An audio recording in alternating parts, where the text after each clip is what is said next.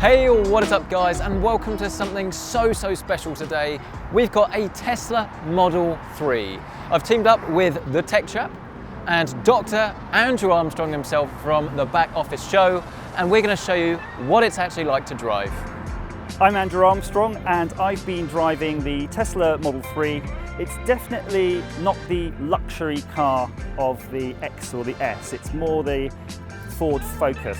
So the door handles, unlike the S, do not pop themselves out when you unlock the car, but you've actually got to take this shoulder pinch to open it. So you've got to lead in with the thumb, and that really confuses people. This sort of suicide door handle there. I've been speaking to a lot of people and they're still waiting for their Model 3s and they haven't been told when they're going to get them. And for similar money, very similar money, you can buy a Model S second hand with the battery still under warranty from Tesla. And I think you're probably going to get another still 2-3 years of that warranty. Given the features and luxury comfort of the Model S over the Model 3, the decision isn't so clear. However, there is one thing that does make all the difference. If you are a technology nerd and you want to have Tesla's latest platform that you know they're going to be developing on for the next probably few years, the Model 3 would be a no-brainer for that side. This is my first time ever in a Tesla Model 3. Foot on the brake, push the right stick down, puts it in drive. The trunk's open. Damn it. That's not a good start. Round 2, the trunk is closed, the boot, sorry. And we're off in the Tesla Model 3, this is awesome. Now, which side of the road do they drive on in the US? On the right. The incorrect side.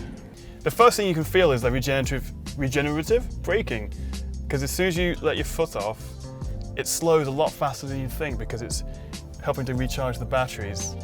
It's really weird not having any of the dials in front of you. You've got everything on the screen, from your speedometer to your sat-nav to the battery, which I think may be a little bit distracting. I think a heads-up display would have been really good. This is like the car of the future, so being able to see your speed here would be useful. But It's to make it cheaper than that. I guess, because this isn't a premium car. The Model S is still technically a higher-end car. This is just a cheaper, more mainstream version, so they're going to cut down in some areas. Right, you ready, Marcus?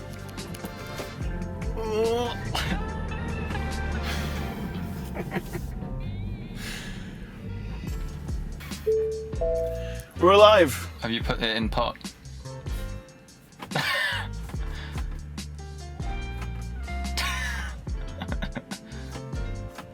No, you press it in.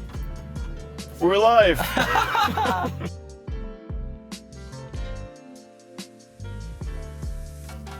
You've had this for around about 2 weeks. How do you reckon it would get on maybe in somewhere not quite so straight road, obviously places like England? My gut feeling's telling me it's going to do good. And the reason is, I think in Europe we've got very clear lines on the road, very clear road markings. Everywhere I've driven in Europe at least has the cat's eyes and the old lines down the middle of them. So I suspect it's going to be good. I can't confirm or deny it, but if you take this car on some very tight roads, like see the overpass there where you've got these very tight roads, you can take them at speed and the back end is very forgiving. It'll let you know just about when it's about to sort of go. What I do find distracting, I don't think that the navigation software at the moment is quite finished. I think that could be a lot better, so I'm never quite sure when my turn's going to come up and things like that. So unlike some other systems which sort of show you the lanes on the screen and that, it's not great on that, and you do find yourself looking over. I'm trying to open the glove box, never done it before. I'm assuming that's heated seats. Car. What about that button right there? There we go. So let's talk performance for a second then. We're just pulling away from some lights. The 0 to 60 is something like 4.6 seconds being quoted, and that's quick. It's quick. That's Audi S3 quick. But more importantly, there's bags of torque, and that's what you feel when you put your foot down on these. Now obviously this is an electric car, which means we're limited in range by the capacity of the batteries, charging, things like that. I mean, how have you found adjusting to having to charge your car? To be brutally honest, it annoys me right now. You get about 220 miles range, let's say 250, maybe if you're lucky. But for that, it's going to cost you at least an hour and 20 minutes of your time to top that back up.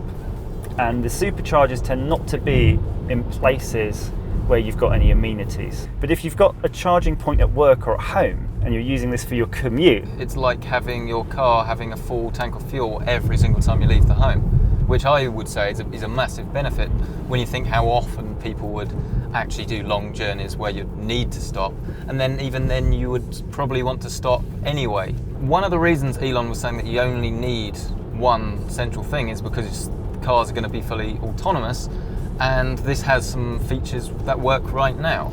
that's right. So you can tell his vision will be getting rid of the steering wheel ultimately, but you can engage your autonomous by pushing down on the gear shifter twice. So I'm going to put it into autonomous now by hitting down on the control.